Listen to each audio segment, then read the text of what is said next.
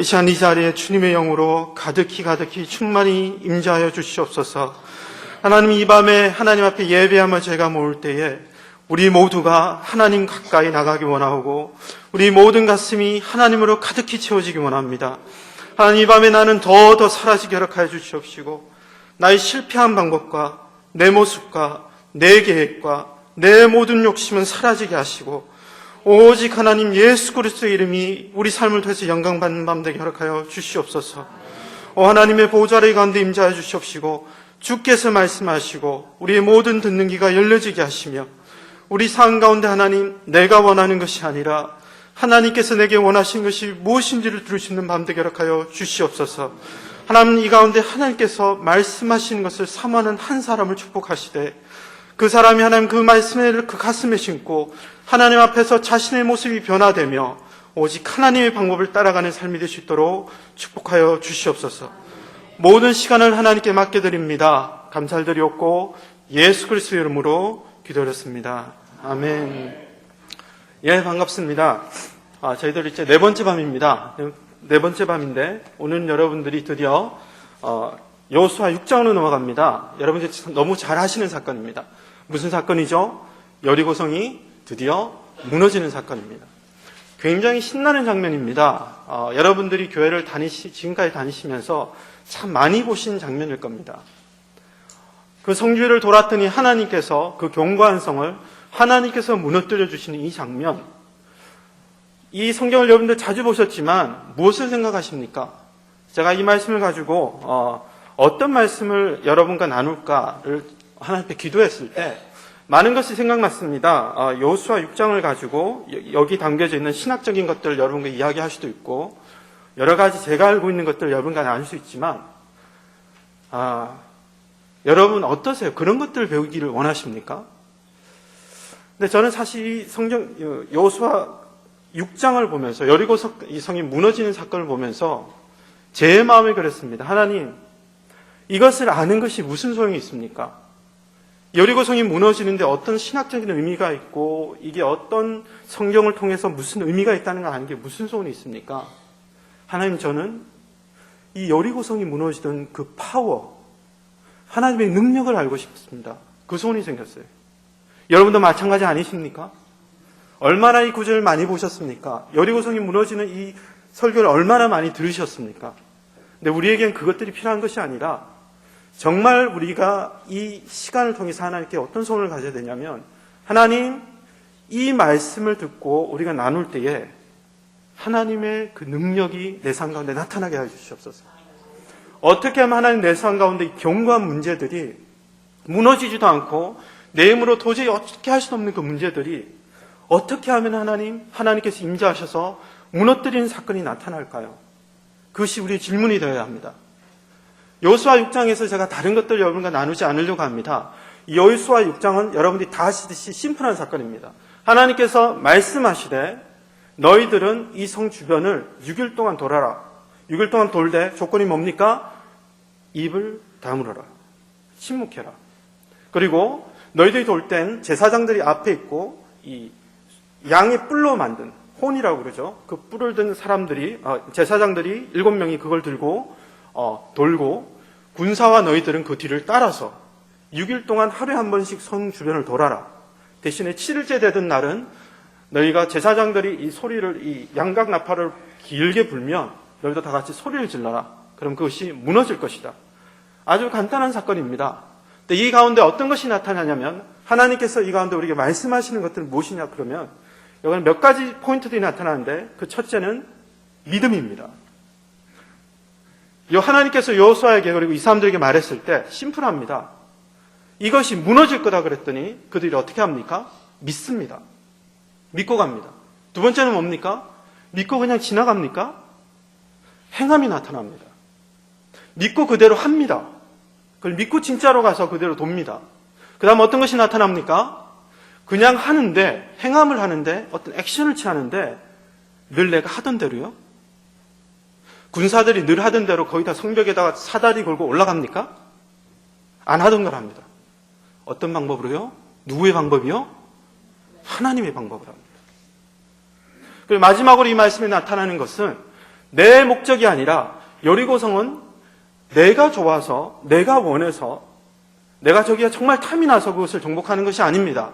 그것은 하나님께서 원하셔서 하나님께서 이 사람들을 보내서 이루고자 하시는 목적이 있던 겁니다. 이 네 가지가 나타납니다. 첫 번째로 믿음에 대해서 여러분과 먼저 말씀을 나누고자 합니다.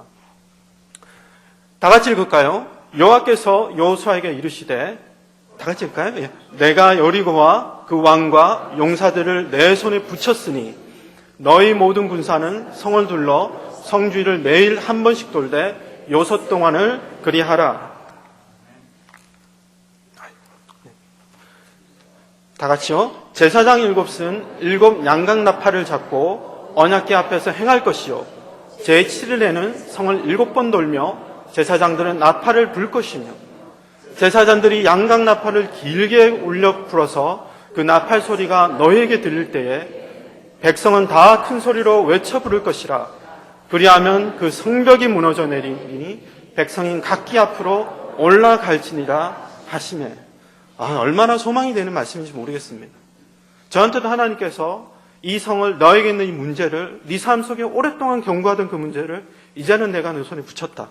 그리고 네가 하던 방법이 아니라 내가 말해주는 이 방법을 따라가라 라고 하시는 말씀을 얼마나 듣기 사모하는지 모르겠어요. 근데 문제는 그거 아십니까? 제가 이 말씀을 가지고 하나님 앞에 무릎 꿇었을 때 하나님께서 제 마음속에 제일 먼저 하신 말씀이 이거였습니다. 너는 정말로 진짜로 믿느냐? 그 질문을 저는 받았습니다. 여러분, 이 사람들이 정말 그 말씀을 듣고 나서 안 믿었다면 그냥 그러고 지나갈 겁니다. 근데 진짜 믿음은요, 그걸로 끝나지 않습니다. 진짜 믿으면 가만히 있지는 못합니다. 뭔가를 하게 돼 있어요. 그게 야고보서가 이야기하는 거예요.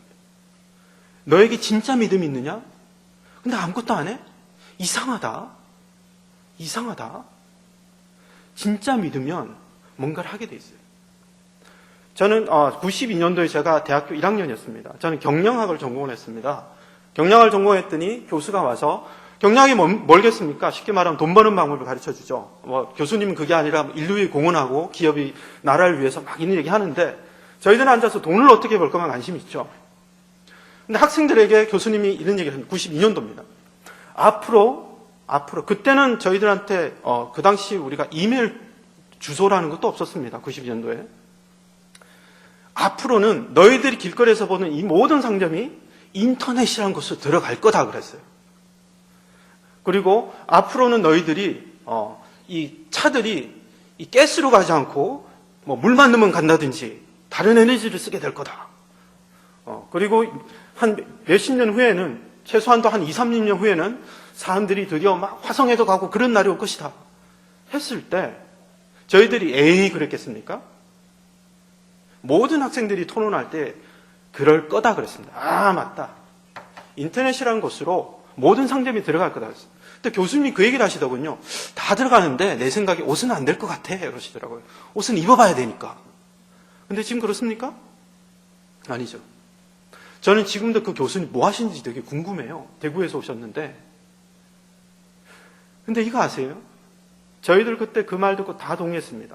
한 10년, 20년 후에는 우리가 보는 모든 상점이 인터넷으로 갈 거라는 거 저도 동의하고 믿었어요. 근데 차이가 뭔지 아십니까? 믿기만 하고 저는 아무것도 하지 않았어요.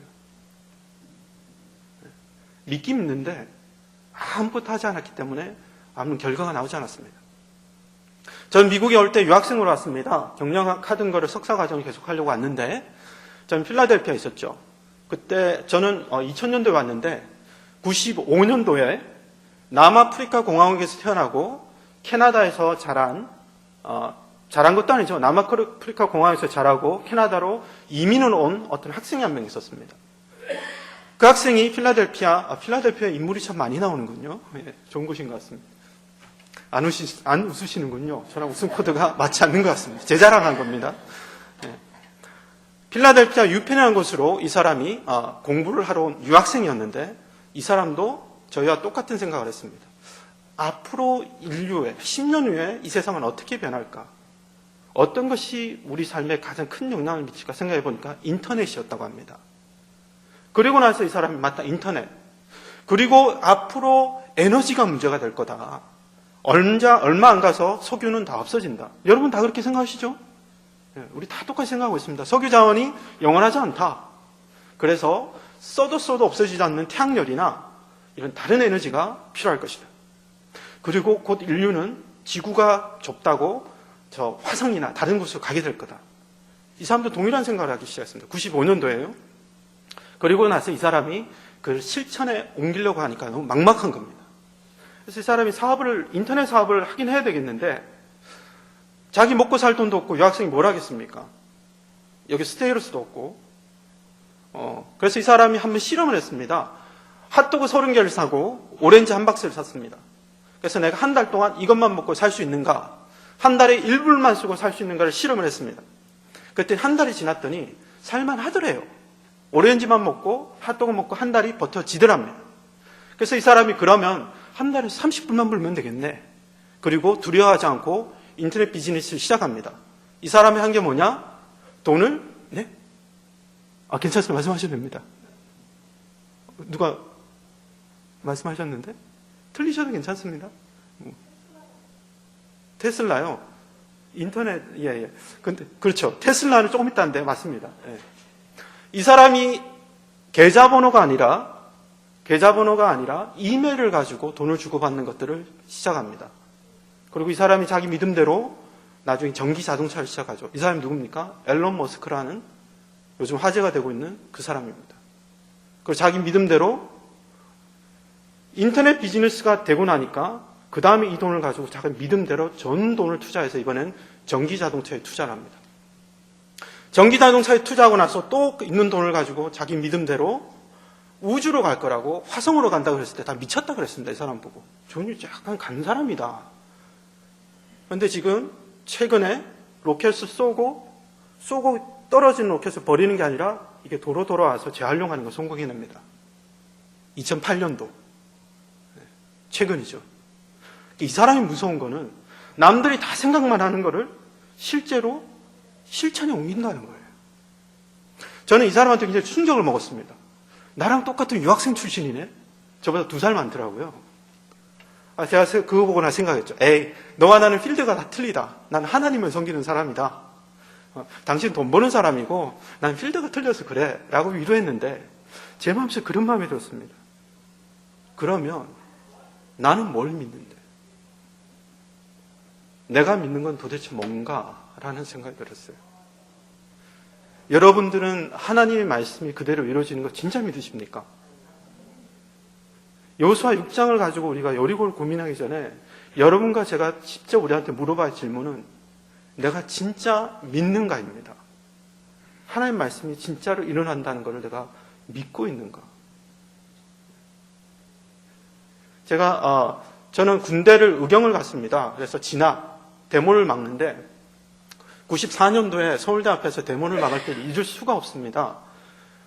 서울대 앞에 갔더니 내 뒤로는 8만 명 있고 제 앞에는 한 줄이 있었어요. 내 앞에는 8명, 내 뒤에는 8만, 전국에서 전경들 다 모았다 그러니까 8만 명이 올라왔다 그러더라고요. 저를 태운 버스가 계속 가는데 맨 뒤에는 전 의경들이 앉아서 빵을 먹고 있었습니다. 데모 막을 때 아시죠? 뒤에는 아무리 많이 있어도 앞에만 죽어납니다. 이 버스가 계속 가더니 멈추지 않더니 맨 앞에 서놨는데 거기서 내리랍니다. 제 앞에 딱 한 줄이 있는 거예요. 그리고 그 앞에는 들어갔다가 쇠파이프에 맞고 화염병이 터진 애가 투성이가 된 애들을 질질 끄집어냅니다. 앰뷸런스 들여오고. 그 순간에요. 내가 그렇게 교회 열심히 봉사하고 내가 그렇게 기도하던 하나님이 없더라고요. 하나님이 보이지 않더라고요. 아니 하나님이 살아계시면 이 8만 분의 1도 안 된단 말인가. 내 앞엔 딸랑 한 줄 있고 뒤에는 이 많은 사람이 있는데 그러면서 제가 나중에 경찰병원 들어가서 있으면서 기도하면서 제가 받았던 질문도 동일했습니다. 내가 하나님을 진짜로 믿어본 적이 없구나. 진짜로 내가 믿어본 적이 없구나. 동일한 질문입니다. 하나님께서 이 말씀을 가지고 우리에게 주실 때 너희 믿음이 진짜냐부터 오늘 우리가 고민해야만 합니다. 오늘 밤뿐만 아니라 여러분과 제가 계속 질문해야 되는 건, 나는 정말로 하나님을 믿는가? 하나님이 정말로 기도에 응답하시는 걸 믿는가? 그 응답해야 됩니다. 이 말씀을 가지고 제가 하나님께 계속 질문했습니다. 하나님, 그렇다면 여리고가 무너지는 이 사건이, 하나님께서 임재하셔서 문제를 해결한 이 사건이 제 삶에는 어떻게 하면 나타날 수 있습니까? 어떤 걸 이 가운데 말씀에서 제가 배워야 합니까? 라고 제가 질문할 때 다른 게 없더라고요. 다른 게 없더라고요. 제가 이 보던 거를, 성경을 덮고 쓰던 걸 놓고 뭘 했겠습니까? 무릎을 꿇는 거죠. 하나님께서 정말로 기도에 응답하시는 분이심을 믿습니다. 그러고 나서 제가 기도할 때 뭐가 틀려졌겠습니까? 자세가 틀려지더라고요. 하나님께서 정말 응답할 수 있다는 걸 믿고 하면은 자세가 틀려집니다. 기도할 때 포지션과 자세가 틀려집니다. 그리고 나서 하나님 앞에 이 여리고의 사건이 내 삶 가운데서도 동일하게 일어날 수 있는 것을 믿습니다. 그것이 이루어지게 하여 주시옵소서 라는 기도가 나옵니다. 근데 정말 믿으면 어떻게 할까요? 이것을 믿는 걸로 그걸로 끝이 납니까? 아닙니다. 진짜 믿으면 계속 할 겁니다. 포기하지 않고 진짜 믿으면 여러분들이 계속 할 겁니다. 하나님 앞에서, 하나님께서 성경에서 키워드 같은 존재가 하나 있는데, 여호와의 눈은 온 땅을 두루 감찰하사 어떤 사람에게요? 전심으로 하나님을 찾는 사람들에게 능력을 베푸신다고 그랬습니다. 하나님께서는 자기를 전심으로 찾고 간절히 찾는 자들에게 하나님께서 역사를 베푸신다고 하셨습니다. 이 말씀을 믿는다면 전기차가 유행할 거라고 해서 그 사람은 자기 재산을 넣는데, 재산까지는 아니더라도 내가 하나님을 전심으로 찾으면 내 문제 가운데 하나님께서 말씀하시고 내 힘으로 할 수 없는 것을 하나님께서 임재하셔서 무너뜨려 주실 거라고 믿는다면 고민을 왜 하십니까? 그 다음부터 왜 벽 보고 있어야 합니까? 왜 다른 사람에게 이야기해야 합니까? 그 다음부터 할 것이 무엇이겠습니까? 골방이 기도가 시작될 것입니다. 두려워하는 기도가 아니라 우리 마음속에 정말로 하나님 향해서 그 기도들이 올라가기 시작할 겁니다. 여러분, 이 여호수아 6장을 보실 때 여러분과 제가 동일하게 하나님 앞에서 진짜로 하나님을 믿고 그 결과들을 볼 수 있으면 좋겠습니다. 하나님의 사람들은 뭐가 다릅니까? 그냥 보고 왔다 갔다 한 사람들이 아니라, 프로는 뭐가 다르냐면 직접 해본 사람이에요. 직접 해본 사람. 그 앨런 머스크가 여기 와서 강의할 때 사람들이 그 사람이 하는 말을 왜 받아 적고 연구합니까? 그 사람은 믿고 그걸 이뤄낸 사람이기 때문이죠. 그렇다면 우리도 마찬가지입니다. 기도의 응답을 경험하셔야 합니다. 아주 작은 거라도 우리에게 절대로 필요한 것은 더 지식이 아니라 기도의 응답이 필요합니다. 그 기도의 응답을 체험하는 것이 필요합니다. 그래야 그 나머지도, 더 큰 일도 우리가 도전하고 기도의 능력을 가지고 이루는 것들을 보게 될 것입니다. 자, 두 번째. 하나님께서 왜 6번을 돌아가셨을까요? 이거 계속보면 7이라는 숫자가 나옵니다. 여기에 대해서 신학적인 의미들이 있지만 그것은 이야기하지 않겠습니다, 오늘 밤에. 자, 하나님께서 그냥 가셔서, 임재하셔서 무너뜨리시면 되는데 왜 6번 돌라고 합니까?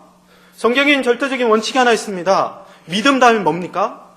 행함이 있어야 한다.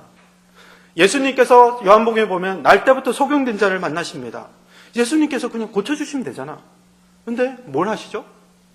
침을 뱉으셔서 진흙을 이겨서 눈에 바르시고, 자, 이 상태로 어디로 가라고요?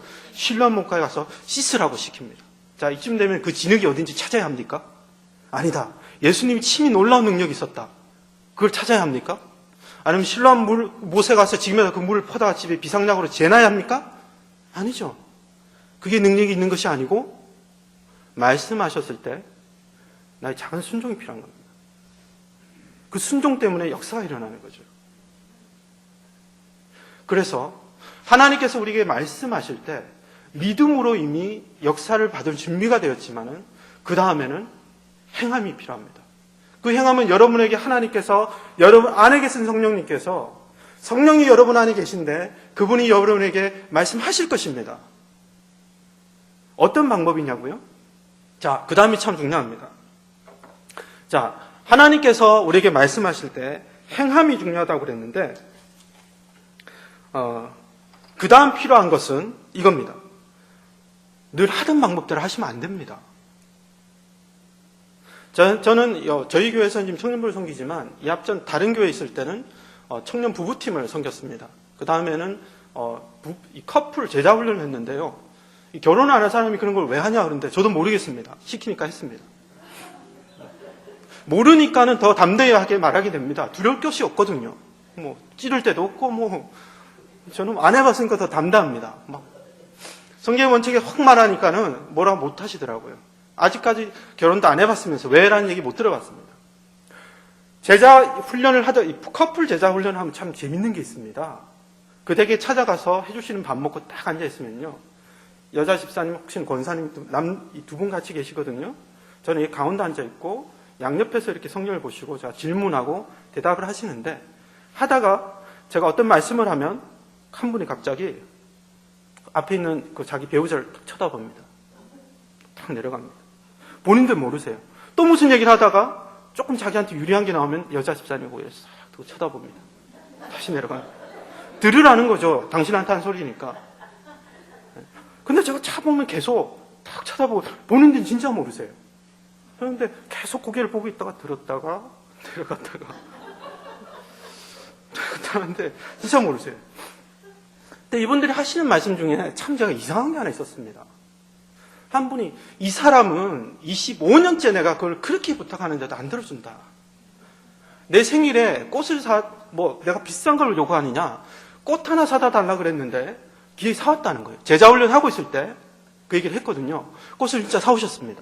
근데 이분이 그 다음에 또 꽃 사오셨네요. 그랬더니 여자 집사님이 이 사람은 안 된다고. 내가 무슨 꽃 얘기했냐고. 25년 동안 노란 장미를 얘기했다. 25년 동안 노란 장미를 했는데 어디서 이상한 들풀도 사왔다고. 안 된다는 거예요. 그러니까 또 이분은 또 얘기하실 때 또 25년 동안 내가 얘기했을 때 이 사람이 안 들어준다는 것을 막 얘기하시면서 안 된다는 거예요. 근데 제가 진짜 이상했던 게요. 25년을 얘기해도 안 되는 걸 26년째 왜 계속 얘기하고 계세요? 저는 좀 이상했습니다. 그렇게 25년을 얘기했다가 안 되는 거를 왜 계속 얘기하세요?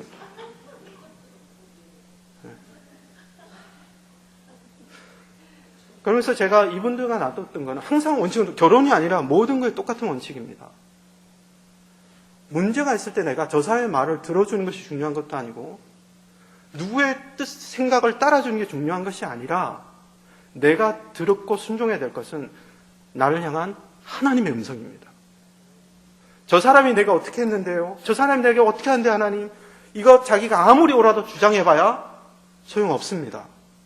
그 사람은 한 가지를 하지 않고 있습니다. 25년 동안 한 가지를 안 하고 있습니다. 남편이 하는 얘기를 들어주지 않는 것이 아니라 하나님이 나에게 요구하시는 그 한 음성을 순종하지 않기 때문에 변화가 일어나지 않는 것입니다. 남편도 마찬가지입니다. 내가 말하는 걸 아내에게 한만 얘기했을 때 아내가 듣지 않는 것이 문제가 아니라 내 음성을 저 사람이 들어주지 않기 때문에 우리에게 문제가 생긴 것이 아니라 누가 잘했건 잘못했건을 떠나서 하나님이 내게 뭐라고 말씀하시는지 들어보신 적 있으십니까? 그 음성 들어보신 적 있으십니까? 그거에 순종해야만 합니다. 그걸 따라가야만 합니다. 모든 문제의 원칙은 똑같습니다. 누구의 소리도 아니고 나를 향한 하나님의 방법과 그 음성을 들어야만 변화가 일어납니다. 그래서 이스라엘 백성이 전쟁을 할 때 안 해보던 짓 합니다. 이게 무슨 방법입니까? 성을 뺑글뺑글 돌다니 이게 뭡니까? 근데 그것이 무엇이든지 간에 그 음성을 듣고 순종할 때 우리 삶 가운데 다른 일들이 벌어지는 겁니다. 그렇다면 우리가 기도할 때 어떤 것을 구해야 하겠습니까? 무엇을 기도해야 합니까? 하나님, 저것을 무너뜨려 주시옵소서, 이 문제가 해결되어지게 하여 주시옵소서가 아니라 제가 하나님 앞에서 이걸 가지고 고민할 때 제가 드린 기도는 이거였습니다. 무릎 꿇고 진심으로 하나님이 할 수 있다는 걸 믿고 무릎을 꿇으니까 이 기도가 나오더군요. 하나님, 제가 뭘 하기 원하십니까? 하나님께서 제게 원하시는 것이 무엇입니까? 를 질문하셔야 합니다. 거기서부터 출발합니다. 요셉도 마찬가지입니다. 요셉이 억울하죠. 왜 억울하지 않겠습니까? 잘못한 것이 없는데. 그거 따지다가는 큰일 납니다. 제가 저희 청년들한테 설교할 때마다 자주 쓰는 구절 중에 하나인데, 요셉이 억울하다. 드디어 형들이 내 앞에 와서 자기가 총리가 됐을 때 11명의 형제들이 무릎을 쫙 꿇었습니다. 드디어 하나님이 내 손에 너희를 붙였구나.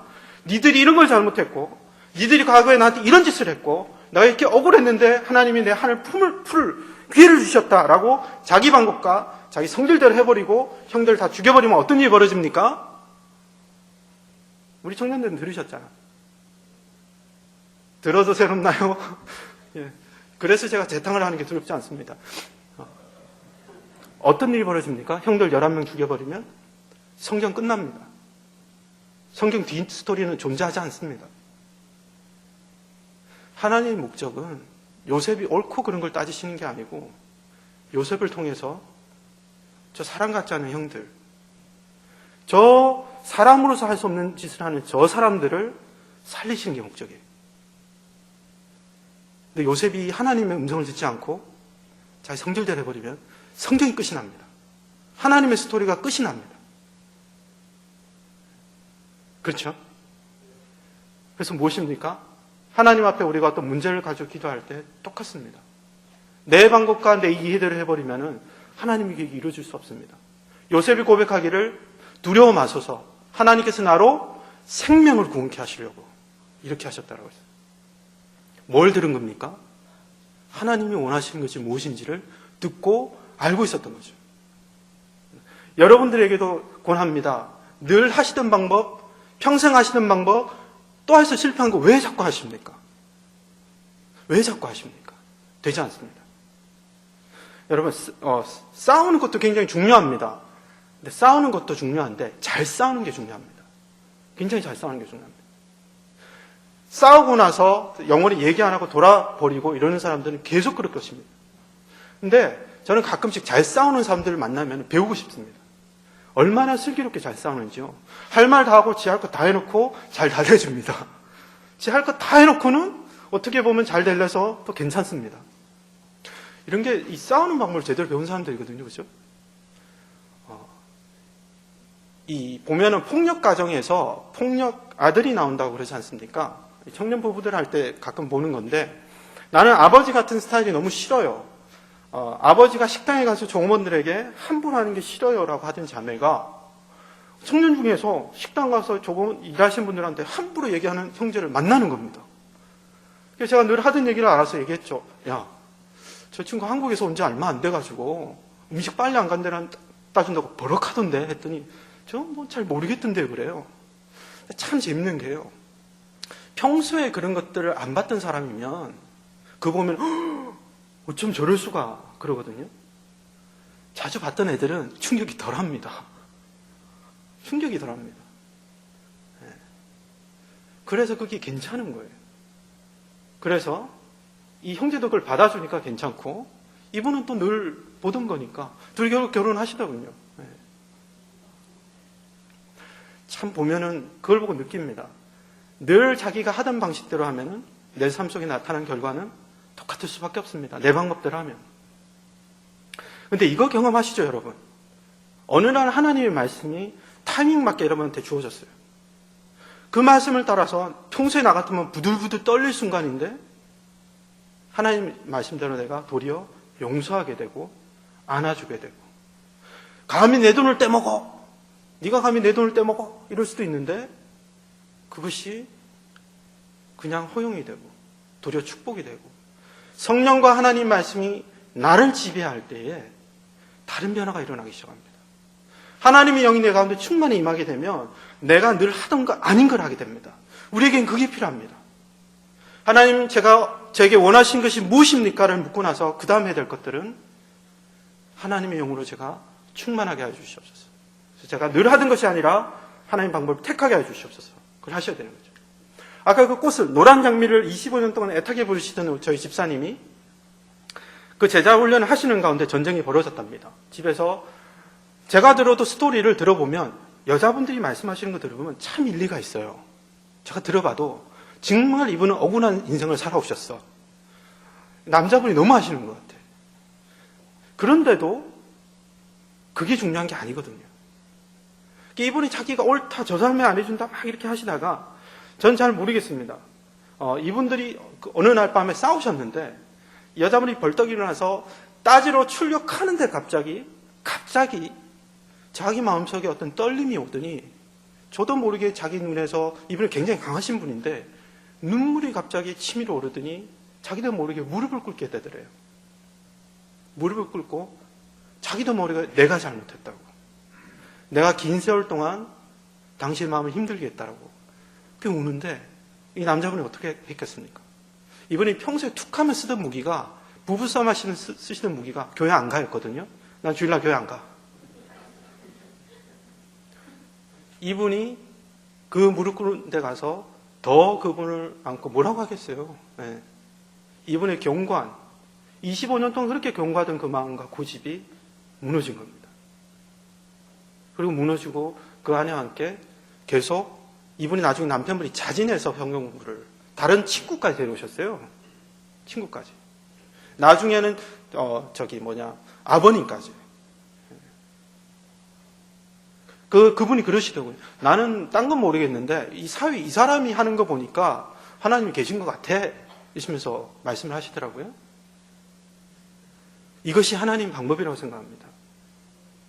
아무리 옳은 말을 설명한들 뭐합니까? 아무리 내가 옳은 것을 증명하면 뭐합니까? 변화가 나타나지 않을 때는 소용이 없습니다. 그래서 여러분 6장을 보면서 우리가 뭘 구해야 할까요? 하나님, 제가 참으로 하나님 믿게 하시고 그 믿음대로 제가 하나님 앞에 순종해서 액션을 취하기 원합니다. 믿음대로 뭔가를 하기 원하는데 하나님의 방법을 가르쳐 주시옵소서. 하나님 영혼을 충만하게 하시고 내 삶의 문제 가운데 다시금 도전하게 해주시옵소서. 성경에는 재밌는 사건이 많습니다. 여리고가 참 큰 성고 강한 성이었지만은 이스라엘 백성이 변하고 하나님의 방법을 따라가니까 그 성이 너무 쉽게 무너져 버립니다. 야곱이 그렇게 형 에서를 두려워했는데 야곱이 하나님을 만나고 자기가 꺾이고 나서 하나님의 방법대로 하니까 문제가 사라집니다. 야곱이 어떤 방법을 취합니까? 굉장히 계산이 많죠. 처음에 에스가 400명의 군사를 끌고 와서 치면은 진을 어떻게 찹니까? 처음엔 양과 소떼를 종들에게 보냅니다. 하나를 치면서 죽이면서 성질이 풀려라. 그 다음에 또 어떻게 합니까? 그 다음에는 양과 소떼를 그 뒤에 배치하고 누굴 배치하죠? 조금 덜 사랑하는 레아와 종이었다가 아내 된 사람들을 세웁니다. 그리고 또 양과 이 소를 배치하고 맨 뒤에 누가 있습니까? 야곱과 라헬과 사랑하는 아들 요셉. 맨 마지막에 튀겠다는 생각이죠. 그런데 하나님을 만나고 씨름하고 나서 환도뼈가 꺾이고 나서 무슨 일이 벌어집니까? 뛸 수가 없는 거예요. 잽싸게 튀어야 되는데 자기 계획이 무너진 겁니다. 그 아침에 어떤 일이 벌어집니까? 다른 건 그대로 놔두고 야곱이 맨 앞으로 나갑니다.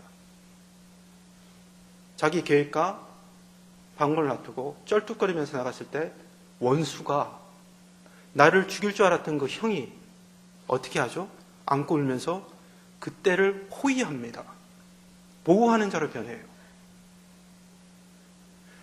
여러분, 이 여호수아 6장 말씀 가운데 하나님의 방법과 하나님의 임재하심이 나타나는 변화들, 내 삶에 정말 지긋지긋하게 붙어서 무너지지도 않고 사라지지 않는 문제들, 그것에 응답하신 하나님의 손길을 보는 게 오늘 우리의 소원 아닙니까? 저의 소원입니다. 이거 아무리 공부하면 뭐합니까? 성경 참을 달달달 외우면 뭐합니까? 저도 마음속에 소원이 있지만 하나님 이걸 외우고 10시간을 공부하는 것이 아니라 내 삶 가운데 임하시는 그 파워, 하나님의 방법, 그것들에 순종하고 기도했을 때 일어나는 그 순종의 결과들을 보기 원합니다. 그것이 우리의 기도가 되어야만 합니다. 이 마음을 여러분과 나누기 원합니다. 하나님께서 여러분들에게도 그 하나님의 능력을 사모하시는 마음을 주시기를 주님의 이름으로 축복합니다. 시간이 됐는데요. 오늘은 여러분에게 30분 동안 휴식을 취하시고 돌아가시면 되겠습니다. 저번 주에 보니까 저랑 이거 할 때보다 저 밖에서는 정말 다 살아나시더라고요. 그래서 30분 동안 여러분들 더 많이 살아나시고 기쁨 가운데서 휴식을 취하시고 9시 40분까지 돌아오시면 됩니다.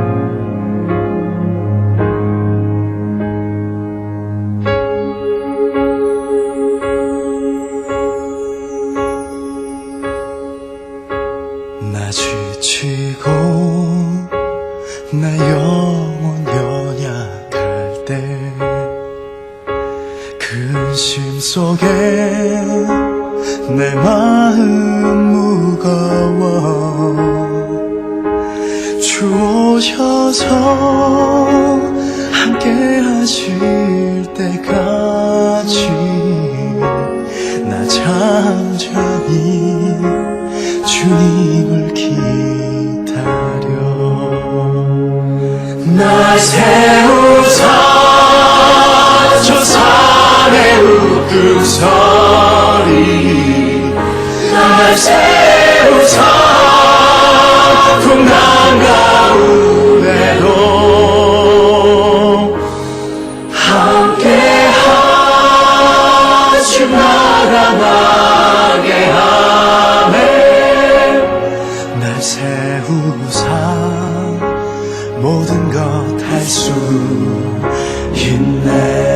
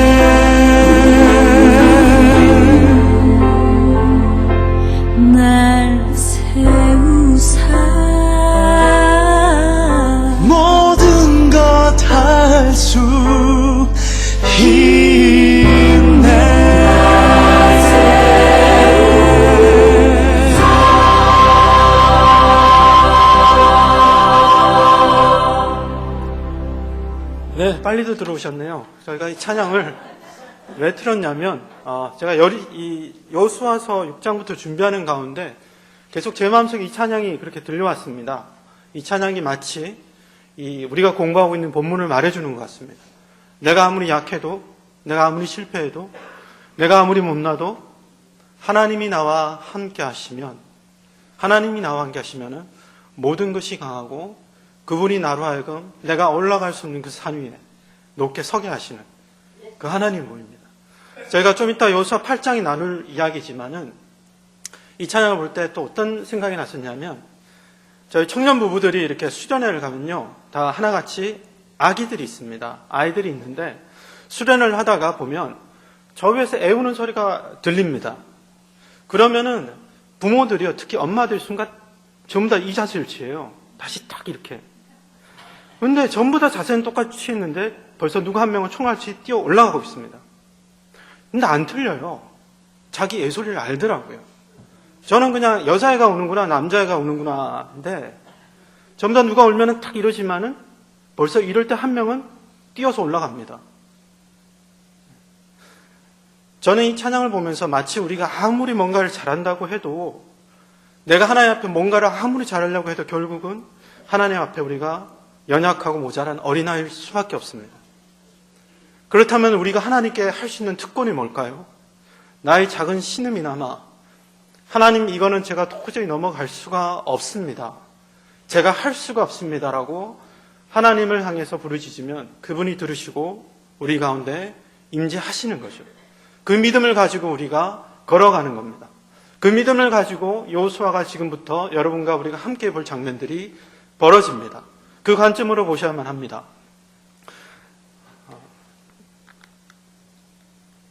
자, 여기 보시면은 여호수아 6장 전에 출애굽 시절에 이스라엘 백성들이 문제 앞에서 하던 대화가 나옵니다. 우리가 어디로 갈고 우리 형제들이 우리로 낙심케 하여 말하기를, 이 사람들이 문제 앞에서 반응은 한 가지였습니다. 어디로 가지도 않아요. 우리가 어디로 갈까? 여러분들이 늘 들으시는 음성으로 번역을 해드리면 어떡하지? 이거 어떻게 하면 되지? 저는 주로 한숨이 나옵니다.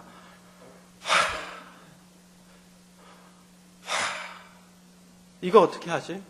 이거 어렵다. 이 문제 어떻게 해결할 수 있을까? 이것만 하고 있었어요. 어떤 액션이라도 취하면 괜찮습니다. 근데 이스라엘 백성이 출애굽 시절에 문제 앞에서 하던 거는 이거밖에 없었어요. 근데 출애굽하고 나서 여호수아 시대로 들어와서 이스라엘 백성들은 하나님의 말씀에 순종하여서 하나님의 방법대로 해서 변화를 가지고 옵니다. 그럼 여러분들이 스스로에게 질문해 보십시오. 지금 여러분이 하시는 것은 어떤 스테이지에 있는지 한번 물어보실 필요가 있습니다. 자, 그 다음 말씀에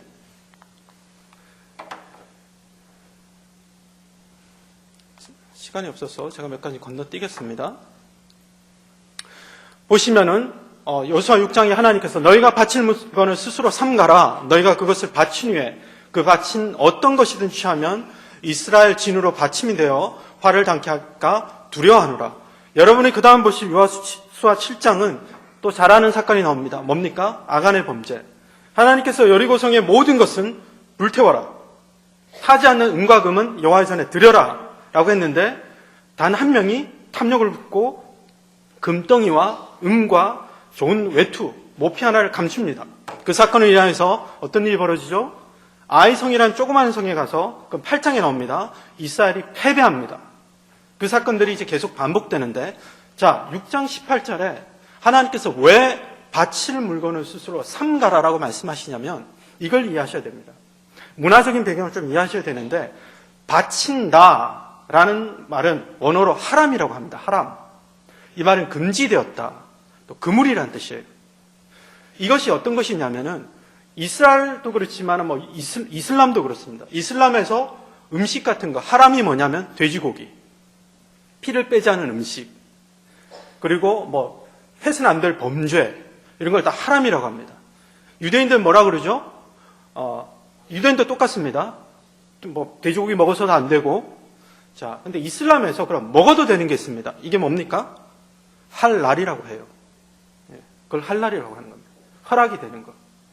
근데 이 사람들이, 이슬람 사람들이 고기를 도축할 때 반드시 다른 과정은 괜찮은데 도축하는 과정에서는 이슬람만 그 고기를 도축해야 됩니다. 그래야만 이것이 할람이 됩니다. 근데 만약에 돼지고기를 썰었던 그 칼을 가지고 소고기를 썰었다. 그럼 소고기가 하람이 돼버립니다. 저주받은 물건, 진멸해야 될 물건이 돼버려요.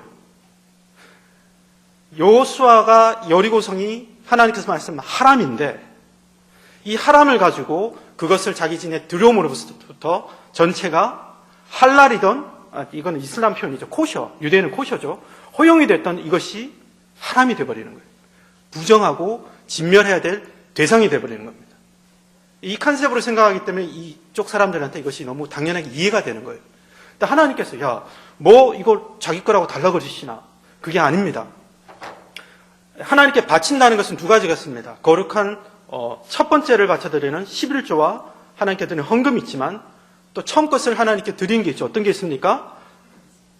죽이는 게 있었죠. 출애굽을 할 때 처음 난 자들을 하나님께서 진멸해 버리시죠. 그때도 동일한 이 단어를 씁니다. 그건 뭘까요? 예수 그리스도가 이 땅에 온 것은 믿는 자들에게 뭡니까? 구원의 소식이 되지만 동시에 신약에 보면 뭐라 말하죠? 믿지 않는 자들에게는 심판이 된다 그랬어요. 믿지 않는 자들에게는 하나님의 심판이 임하는 거라고 그랬습니다. 이스라엘 백성이 여리고 땅을 들어갈 때 이거 허물어서 우리 땅으로 만든다 생각했지만은 하나님께서 400년을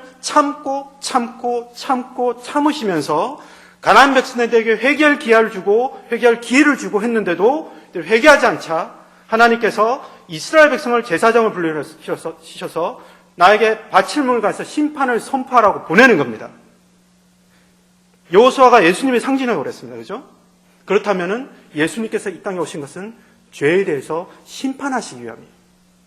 그렇다면 이스라엘 백성이 여리고성을 들어가는 것은 나족으라고 하는 것이 아니라 하나님의 심판을 선포하는 겁니다. 하나님의 뜻을 가운데 이루는 것입니다. 그래서 그 가운데 믿는 라합은 구해내는 거죠. 그래서 이 모든 과정은 나를 위한 것이 아니라 하나님의 목적과 하나님의 계획도 이루어지는 겁니다. 자, 그렇다면 어떤 것을 볼 수 있을까요? 여호수아 그 다음에 7장을 보시면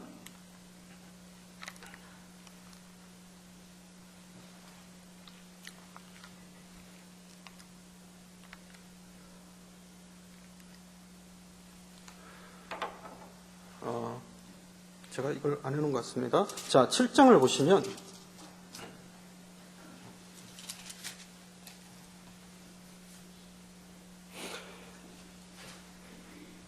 7장에 보시면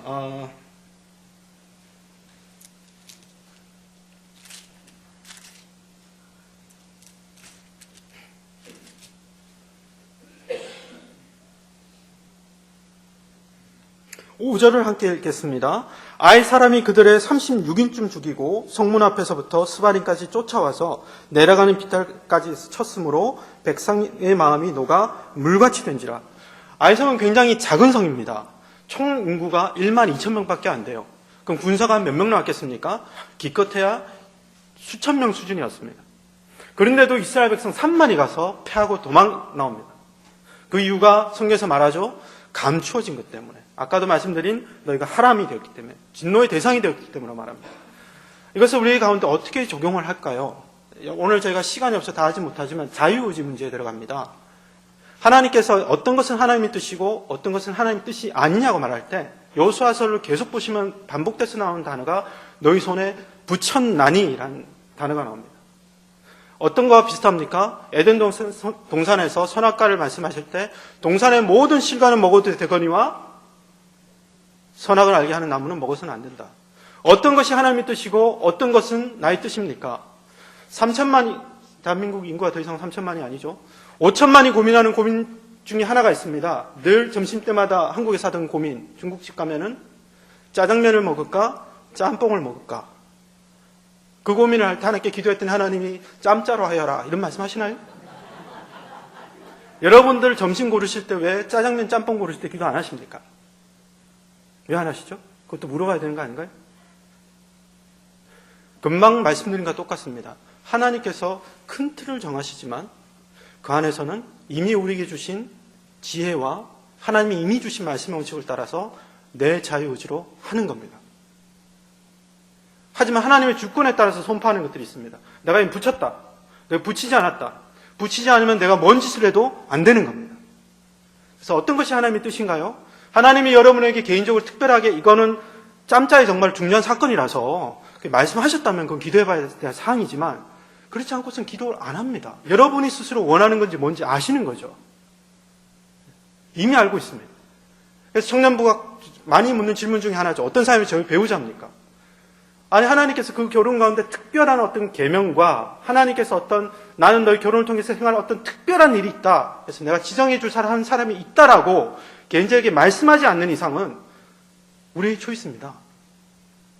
이상하게 들리십니까? 아닙니다. 저희의 초이스입니다.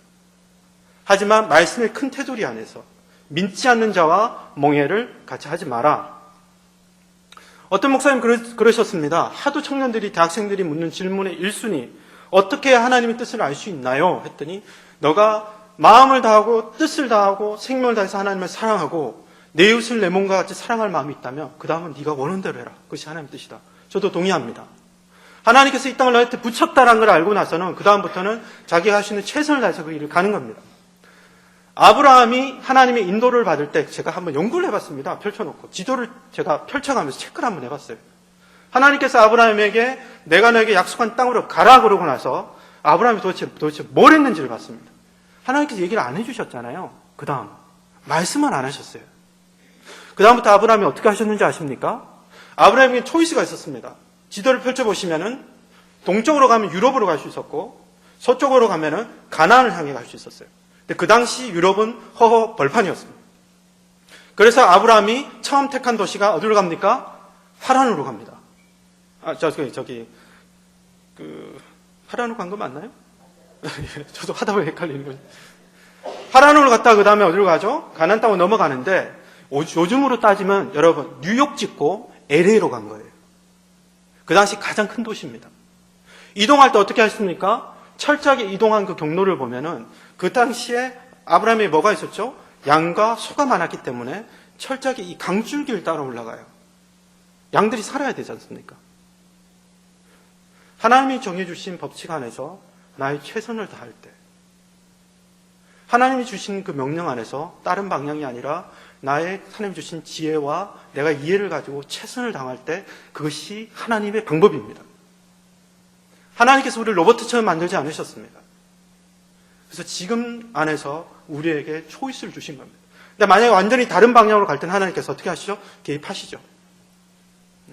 이것이 성경 여호수아를 계속 보면은 아이성을 범죄하고 나서는 하나님께서 붙이지 않으십니다.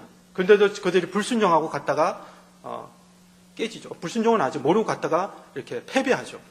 자, 8장을 보시겠습니다.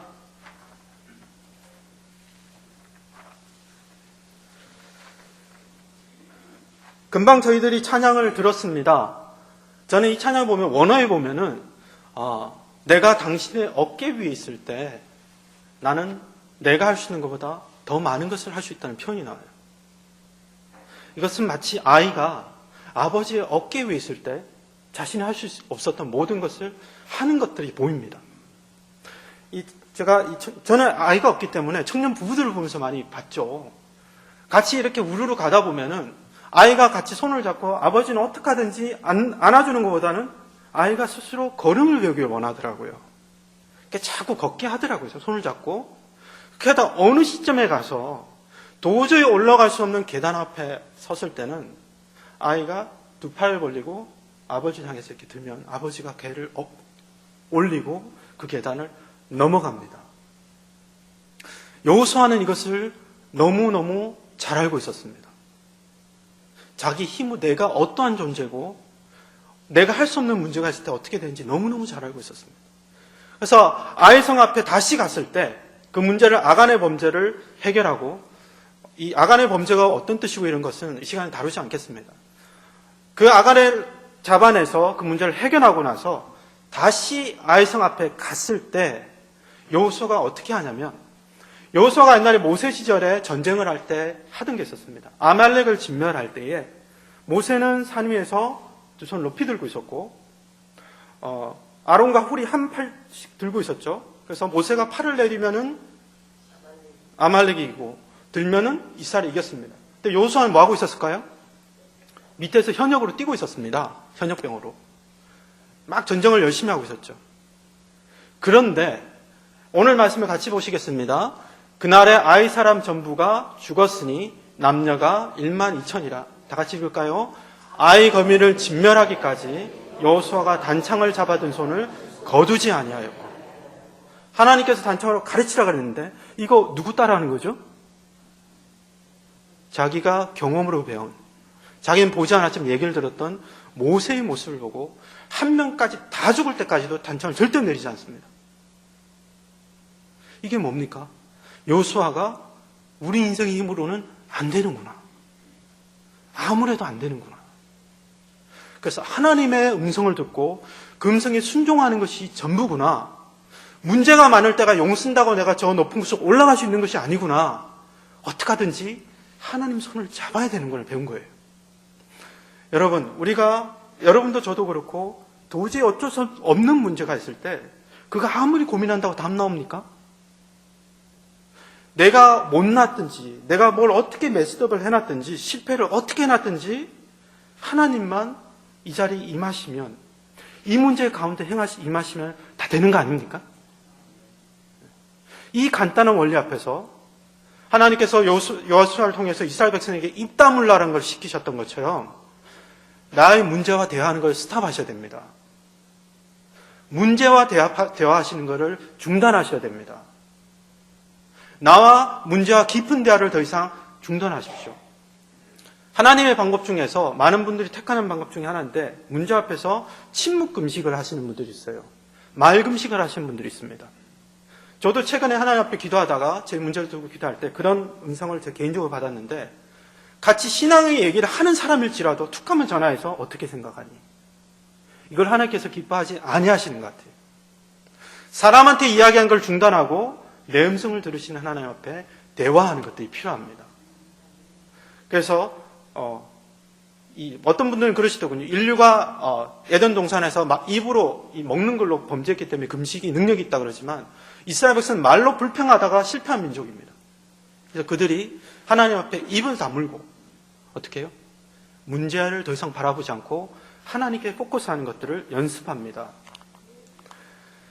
자, 아이 성이 허물어집니다. 여호수아가 다시 가서 그 청을 쳤더니 그냥 하지 않고 최선을 다해서 단창을 끝까지 들고 있으면서 복병을 둬서 유인하고 최선을 다합니다. 그래서 아이 성이 허물어지고 나서 그 다음 여호수아가 뭐 했을 것 같습니까? 그 다음 걸로 진격했을 것 같습니까? 아닙니다. 제가 이걸 너무 빨리빨리 넘어가서 죄송합니다. 시간이 이제 5분밖에 안 남아서 제가 액기시만 뽑았습니다. 그래서 8장 30절에 보면은 바로 진격하지 않고 어디로 갑니다. 다 데리고. 다 같이 읽어보겠습니다. 때에 여호수아가 이스라엘 하나님 여호와를 위하여 아발산에 한 단을 쌓았으니 이는 여호와의 종 모세가 이스라엘 자손에게 명한 것과 모세의 율법책에 기록한 대로 철 연장으로 다듬지 아니한 쇠돌로 만든 단이라. 무리가 여호와께 번제와 화목제를 그 위에 드렸으며. 이곳은 에발산과 그림심산입니다. 모세가 출애굽 시절에 에발산에는 서서 한 물을 세우고 그림심산에는 한 물을 세워서 여기가 생긴 게 오목해서 천연 마이크 효과가 나는 곳이라고 합니다. 말을 하면 울린대요. 네. 그래서 한쪽에서는 너희가 여호와의 말씀에 불순종하면 들어와도 저주를 받고 나가도 저주를 받고 버스를 타도 저주를 받고 집에 가도 저주를 받고, 그린심산에서는 너희가 여호와의 말씀에 순종하면 뭘 해도 축복을 받고 뒤로 넘어가도 축복을 받고 문을 열어도 축복을 받고, 그걸 선포하던 자리에 가서 모세가 여호수아에게 명령한 것이 있는데, 가나안 땅에 여리고성을 넘어서 가나안 땅에 들어가거든 바로 이 산에 다시 와서 하나님께 단을 쌓고 이 도류에다가 이 율법의 말씀을 기록해라는 말을 해요. 여러분, 이 위치가 중요한데 에발산과 그린심산은 아이성에서 20마일 정도가 떨어졌습니다. 감이 안 오시죠? 여러분, 저희 교회에서 하츠델 한아름까지 10마일입니다. 감이 확 오시죠? 그죠? 저희 교회에서 맨하탄 소호까지가 20마일입니다. 그 정도 거리가 굉장히 먼 거리인데 그거를 전쟁하다 그만두고 그 많은 인구를 데리고 저기 돌산 싸우러 갑니다. 여호수아가 뭘 깨달은 겁니까? 내가 아버지의 어깨 위에 있을 때 하나님이 우리 가운데 임재하시면 그것이 전부구나. 내가 드디어 이 문제를 가지고 이 조그마한 실패를 보면서 내 힘으로 할 수 있는 것이 없었구나를 깨닫고 어떻게 해요? 하나님을 첫째로 삼습니다. 하나님의 손을 잡는 것을 가장 첫째로 삼습니다. 여러분, 어떻게 보면은 오늘 아까 처음 말한 6장과 같은 맥락이 있을 수 있습니다. 저도 제 삶 속 기도 제목이 있고 여러분도 똑같이 있을 거라고 생각합니다. 여러분에게도 여호수아와 같은 동일한 마음이 주어지기를 주님으로 축복합니다. 아무리 다른 것이 바빠도, 아무리 다른 것이 있어도 하나님 앞에 나가는 것. 여러분, 저도 이렇게 설교하고 나서 집에 가서 제가 한 거 다 까먹고 문제를 벽보고 고민하고 있으면은 저도 똑같이 실패하는 사람입니다. 근데 여러분들도 하나님의 말씀이 살아있고 그 말씀 앞에 나가서 정말로 마음을 다해서 기도하고 하나님의 음성을 듣는 것만이 전부다라는 것들을 알면서도 아무런 액션을 취하지 않고 끝나신다면 다음에 새롭게 여호수아 6장과 7장과 8장을 보셔야만 하실 겁니다. 그냥 보고 지나가시게 될 거예요. 근데 저 자신에게도 제가 스스로 제 영혼에게 명령하는 것이지만 모든 문제 다 잊어버리고 그것과 대화를 스톱하고 하나님 앞에 나가서 단을 쌓고 예배를 드리고 앞에 나가는 것이 첫째입니다. 여호수아가 하나님께서 여호수아에게 명령하실 때 여리고성을 6바퀴 돌라고 할 때 제사장이 앞에 섭니다. 제사장은 전쟁할 때 앞에 나가지 않습니다. 제사장을 앞에 세우지 않습니다. 근데 하나님께서 세우라고 하셨습니다. 그게 전쟁인가요? 아닙니다. 양강나팔은 주로 희년 50년마다 오는 하나님의 해방이 선포될 때, 그리고 중요한 인물이 올 때 불던 게 이 양강나팔이에요. 전쟁할 때 부르는 나팔 종류가 좀 다릅니다. 이것은 뭘까요? 전쟁이 아니라 하나님의 임재가 기다. 하나님이 임재하시면 모든 것이 된다라는 것을 그들이 배우고 알고 있는 겁니다. 사랑하는 성도 여러분, 저도 오늘 집으로 돌아갑니다. 그리고 또 내일이 다가옵니다. 똑같은 삶의 문제 가운데 들어갑니다. 함께 기도하시되 정말 하나님을 믿고 믿음의 기도를 드리시고 하나님 앞에 내 문제 가운데 하나님의 음성을 듣고 기도 응답을 체험하시기를 저와 함께 여러분을 주님의 이름으로 축복합니다. 기도하시겠습니다.